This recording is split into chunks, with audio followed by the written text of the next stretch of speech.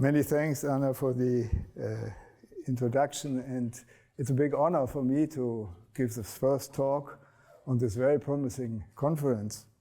The talk will be in two parts. The first part concerns maximal regularity, and the second, an application to evolutional networks.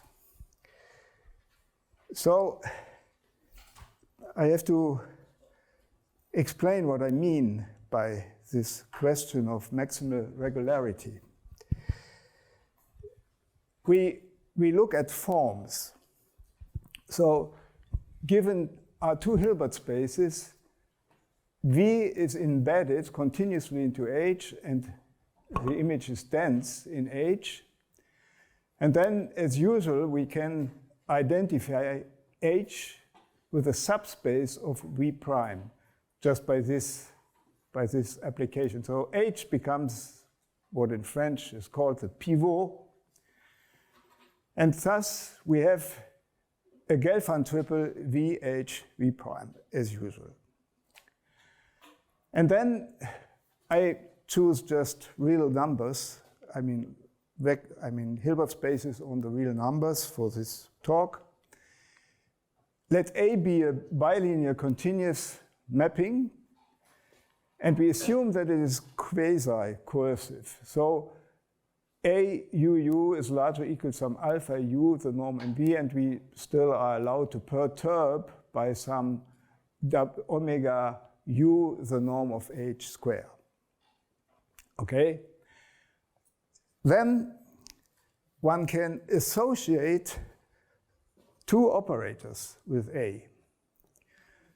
First, we may look at this operator script A going from V to V prime. This operator is just defined by the form. Actually, an operator, a bounded operator from V to V prime is the same as a form. Now, we might look at A as an unbounded operator on V prime by just taking as domain D of A the V. Then this is an unbounded operator on the space V prime, and V prime is again a Hilbert space for some scalar product. And then this operator minus A generates a C0 semigroup on V prime. So we get the solution of some evolutionary problem. But this operator is not the right operator. The right operator for examples or for applications is the part of A in H, because the state space will be H in general. So the right operator is the part, and I call it Latin A, of script A in H. And this is defined as follows. So we call V is a subspace of H, and H is a subspace of V prime. And the part A of A in H is defined as follows. It has this domain, the U in V, such that AU is in H, so in the smaller space. And A is just the same application. And then also this operator, minus A, generates a C0 semigroup, T, and it's even a holomorphic semigroup. Okay, here we take real, so it's always C infinity. So we have a solution of the Cauchy problem in this space H. And here's an example. I mean, this example shows you what is the difference between script A and Latin A. The Latin A is the right operator. Because look, for example, as to L2 of 0, 1, an interval. And take VH1, so the first Sobolev space, which I defined here. Then this first Sobolev space consists of continuous functions up to the boundary. And we take little a, the form is just a classical Dirichlet form, integral U prime V prime. And now it is a little easy exercise to compute the associated operator. the associated operator on L2 of 0, 1.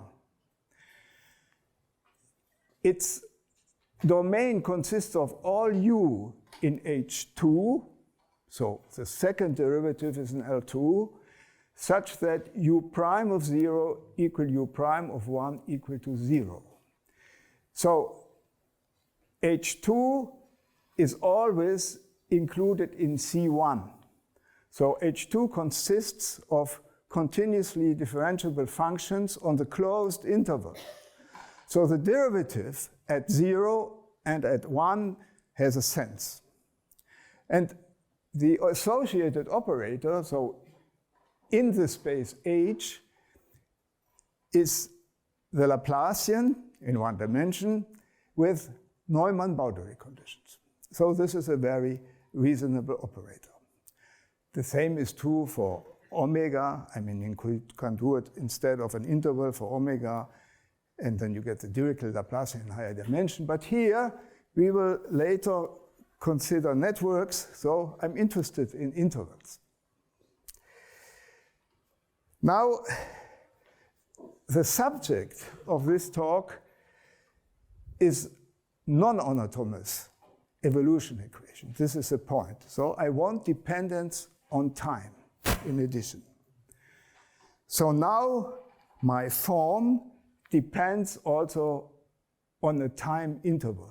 For the moment, I take a finite interval. So fixed t, it is a bilinear form, and also it's continuous uniformly in time. Then we assume this quasi-coercivity uniformly in time, and then we need at least that A is measurable for each u and v fixed, it's measurable in time. And then as before, we can define this script operator v to v prime just by putting AUT applied to u is an element of v, then this has to be in the dual, so applied to v is just the form. As before, but now time dependent. And there is a marvelous theorem due to Lyons, which says the following. For this operator, script of t, the Cauchy problem, the non-autonomous Cauchy problem is well posed. So the precise meaning of this is the following. Given R f with values in v prime is the largest space. So this is a very weak assumption. U0 is in H, in the middle space. And then, this is the initial value, and then there exists a unique U, which is now in a mixed Sobolev space. So U is in L2 with values in the smallest space. And the derivative is in the largest space, in V prime. Now, this mixed Sobolev space consists of continuous functions with values in H, the middle space. So this is one very nice property of this space. And the U solves the equation. U dot, so the time derivative is plus A of t, U of t is equal F of t, and U of 0 is U0. This makes sense because we have this inclusion.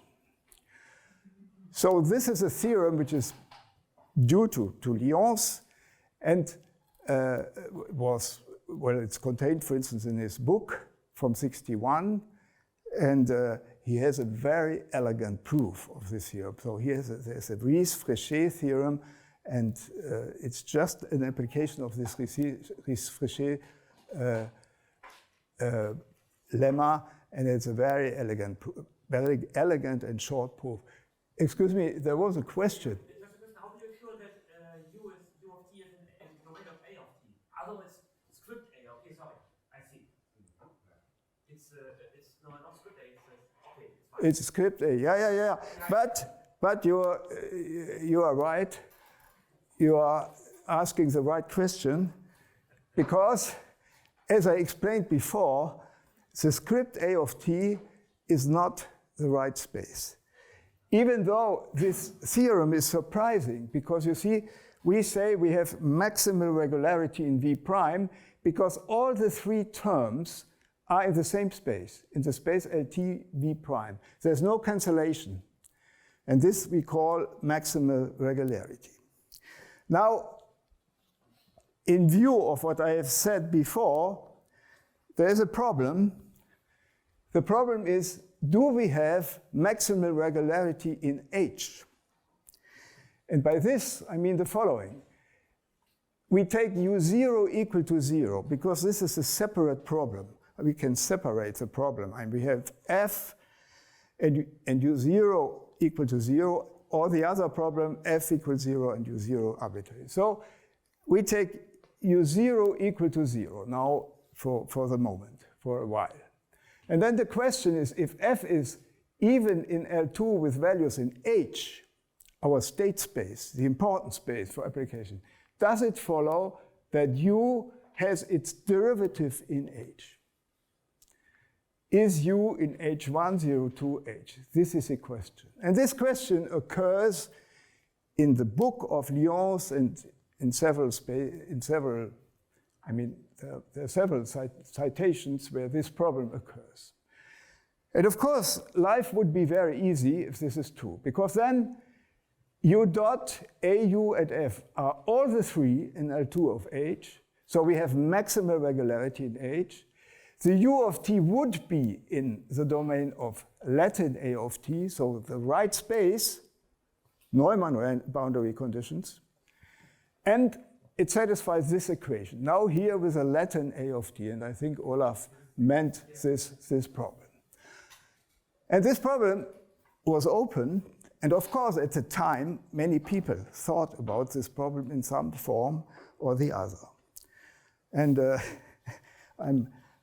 I'm very much pleased that Claude Bardoche is here, because he wrote one very interesting paper on this problem and gave in some situation a positive answer. It's probably at the time the most general positive result on this question.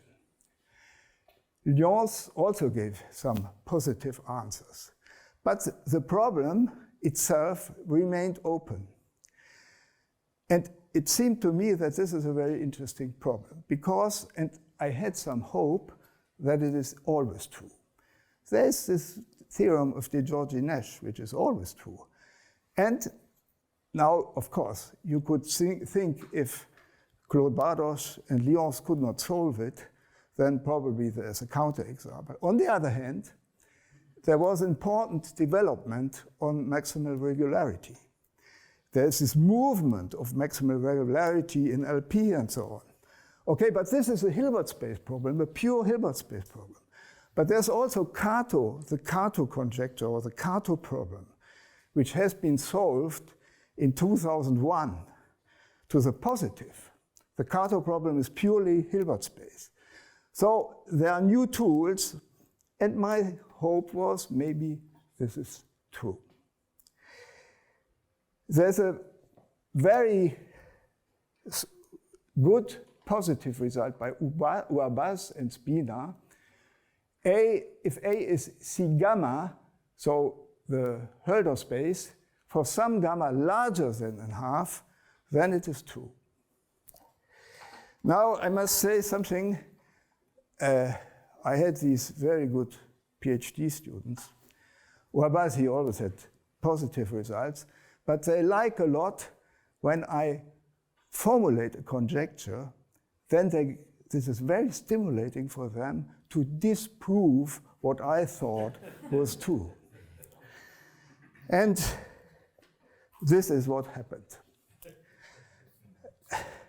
So the first counterexample to this problem is due to Dominique Dיר. And actually, it is not so difficult. It's just a couple of lines using McIntosh's counterexample for the Kato problem in general. So the Kato problem, this is an example which is not true for arbitrary forms, but is and it's true for special forms coming from elliptic operators. So this was the first counterexample. But then Fackler, he gave a definite counterexample. He constructed a symmetric form, and this is very surprising, because when the operators are self-adjoint, they have this C½ regularity. So this is really just the case missing from Urbas-Spina's result. If it's a little bit more, then it is true, but a half does not suffice, and maximal regularity fails in H. So one could say Lyon's problem is settled. We have an optimal result by Urbas-Spina, and we have a counterexample. Just, the worst which could happen, or is not true for C½ and for symmetric forms. But still, what could be is that for elliptic operators it is true, because this Cato square root property just means for elliptic operators it holds. And this was settled just a couple of weeks before this conference. Actually, Bechtel, Mooney, and Marc Ferrar, they gave a counterexample. So they gave a counterexample of a concrete operator with measurable coefficients, and for this maximal regularity fails. Okay, now what is remarkable, this counterexample is for dimensions larger or equal than 2.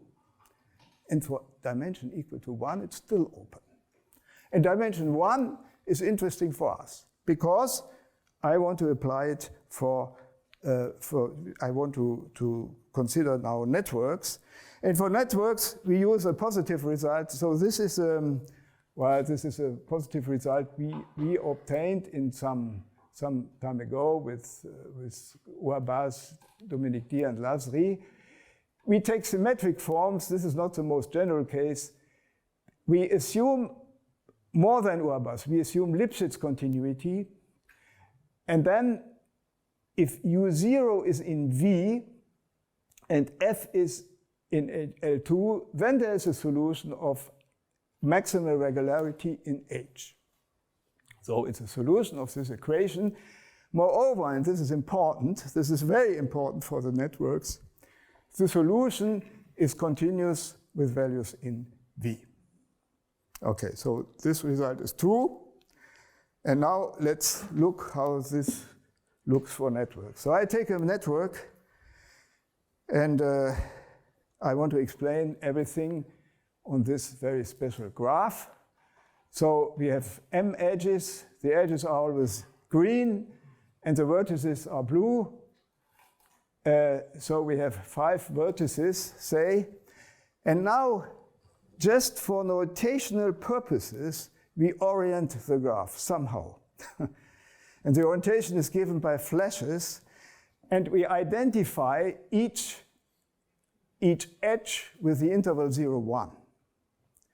And then we have to say where is the 0 and where is the 1. So the 0 for E1 is here, and the 1 is here. And then one defines this incidence matrix, and it's the best is to look, say for 1 it looks as follows. Here we have the vertex 1.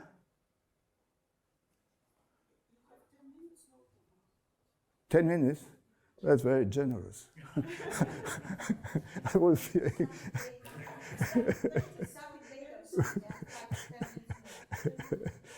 Thank you very much. Okay, so look, for instance, at V1. So the E1 has a 0 here, so there is so there's a -1. For the E3, there's a -1, and for the E4, there's also a -1. Or if you take the E2, then there is, for E1 is a 1, and for the E2 is a -1, and so on. So the columns have always a sum 0, and this is called the incidence matrix. I mean, everybody, probably many of you know this much better than I do. Now, we consider a functions which are defined on the edges. So we identify each of these functions. So I say continuous on the graph. So f is in C of G, continuous on the graph. So I identify this with m functions in 0, 1. And now the continuity is very intuitive. So look at V1. To say that it is continuous, this means f1 of 0, so the 0 is here, has to be the same as f3 of 0 and as f4 of 0. Or let's look at V2, then this is going out and this is coming in. So we have f1 of 1 has to be f2 of 0. This is the continuity of f by definition. Okay. Now we have defined what a continuous function is on a graph. And now what are the given things?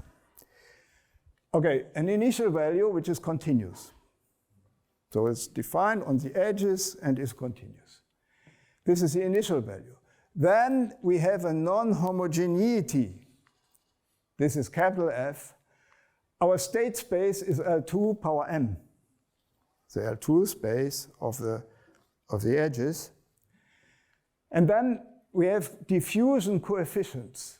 So on each edge we have diffusion, and it has a diffusion coefficient Cg.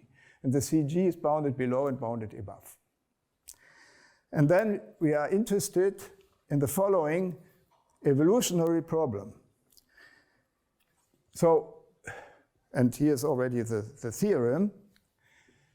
So given this f and the initial value and the diffusion coefficients, there is a unique solution, well, which is now I take time dependence for the half line in h1 log 0 infinity, so it's h1 on each bounded interval. Each function for fixed t is in h2 power m.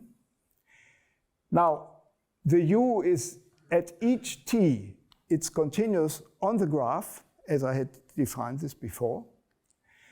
It satisfies the evolution equation, the diffusion equation, well, with coefficient tj of t, and here we have uj prime, and this is for each edge.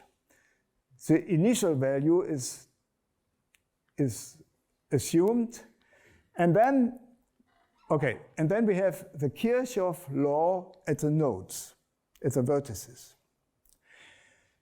This is time derivative, the dot is time derivative, the prime is the derivative with respect to the space. And now I say what the Kirchhoff law is.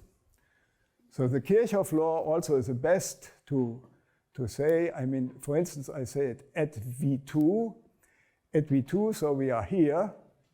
So the E1, this is at 1, so C1 of t, U1 prime of T1, and for the E2 we have the 0 here, so it's minus C2 U2 prime T of 0 equal to 0, and similar for the other vertices.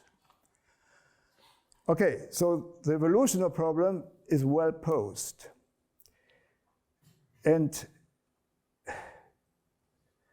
what is the argument? Well, sorry, what was your function on capital F?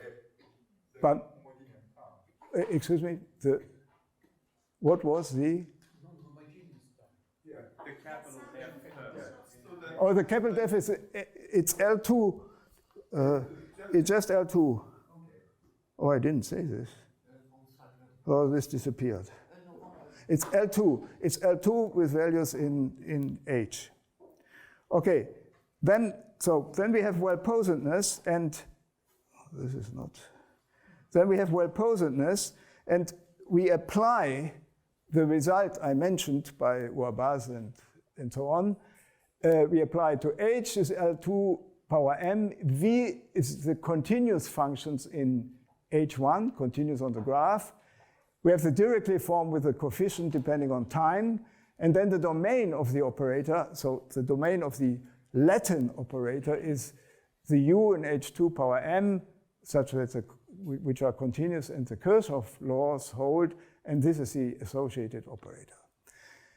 Now, here's the last thing I want to mention. It shows this model's really diffusion. Because if we assume that f of t E1 is equal to 0, E1 is a constant one function. E1 is a constant, okay, so this is not a very good, this is not very good because I also use the edges, but this is a white E1 and not a green E1, you see? So there's a difference here. I mean, you can't mix it up. It's a white E1. So ft of E1 is equal to 0, and we assume that f infinity, this exists, this number, this is a number, exists. And then the solution is sum of two solutions. The W converges to a stationary solution. So this is a stationary solution. This is an equilibrium. So the W converges as t goes to infinity to this stationary solution. And the U tilde, the second one, is exponentially stable. So our solution converges to an equilibrium, and this is what one would expect. So somehow it shows that for this purpose, also for this purpose, not only in electricity, the Kirchhoff laws are the right laws. This is my last slide. Thank you for the attention.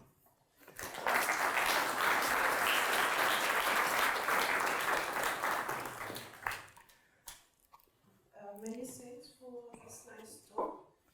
Do you have some questions, please? Yes? So your network is finite? Or Yeah, it's finite. It's a finite graph. Yeah. So are there any way to apply your result to the infinite network? I know infinite number of vertices. Well,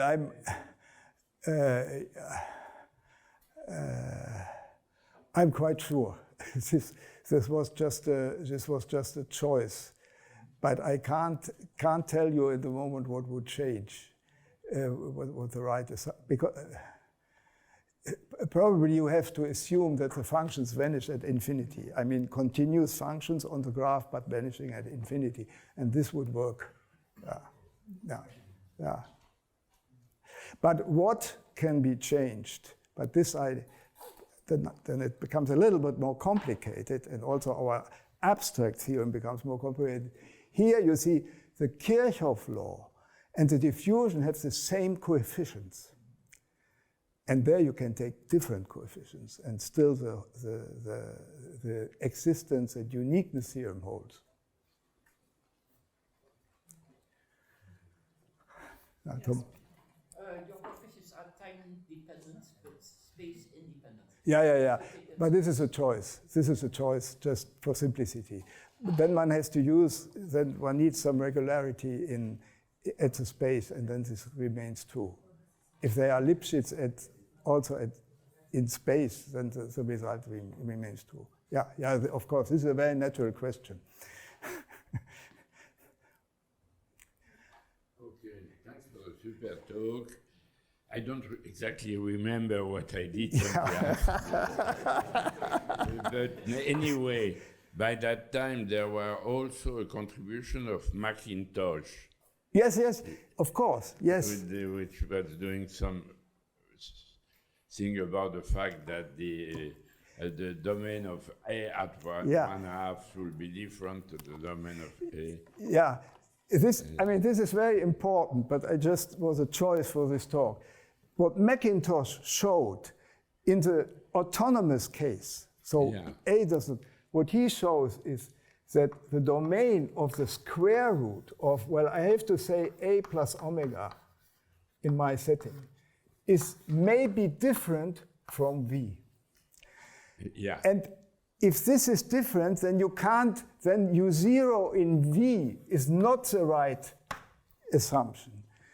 You have to assume that V is in the domain of the square root, but the domain of the square root you don't know. I mean, this is a big problem. This is a Kato problem. And now, the real Kato problem is for elliptic operators. And this was a long-standing open problem. Over maybe 40 years or so, it was open. And this was solved by Auger, McIntosh, Chamichan, and two others to the positive. So this identity is true. This is for elliptic operators. And this is a very famous solution of the Kato problem. And now, allow me, I just say, why is this important for us? In the autonomous case, you have a semigroup.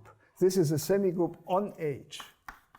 Okay. And this function, T of TU0, solves the Cauchy problem with initial value U0. So when do we have maximal regularity in H for this? This means this is in H1 of 0 tau with values in H, and this is if and only if U0 is in the domain of the square root. This is well known. But the domain of the square root you don't know. Nobody can say what is the domain of the square root. So for this reason, this Kato problem is very important. So if we know it's equal to V, V we know. V is a Sobolev space. So this is a relation between the Kato square root property. Excuse me, I gave a long answer to your question. Okay. And maybe I even missed something.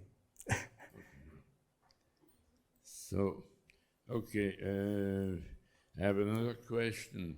In this period of,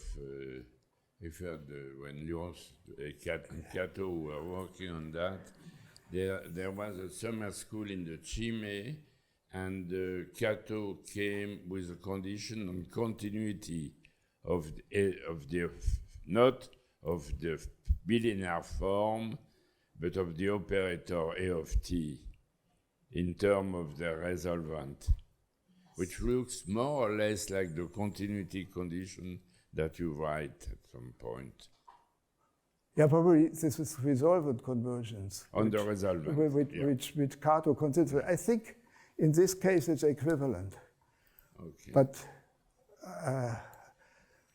I think, yeah. For me, that's okay.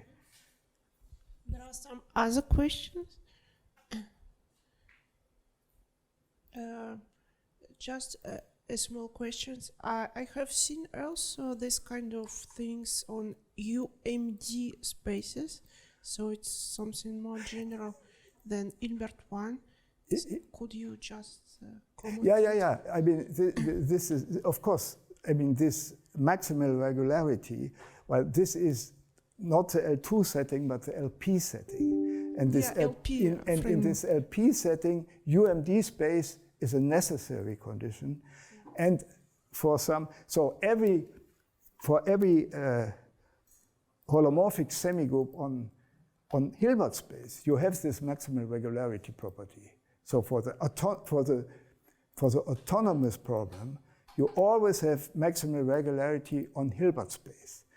But on LP space, this was a long time an open problem. It was called Brésis problem.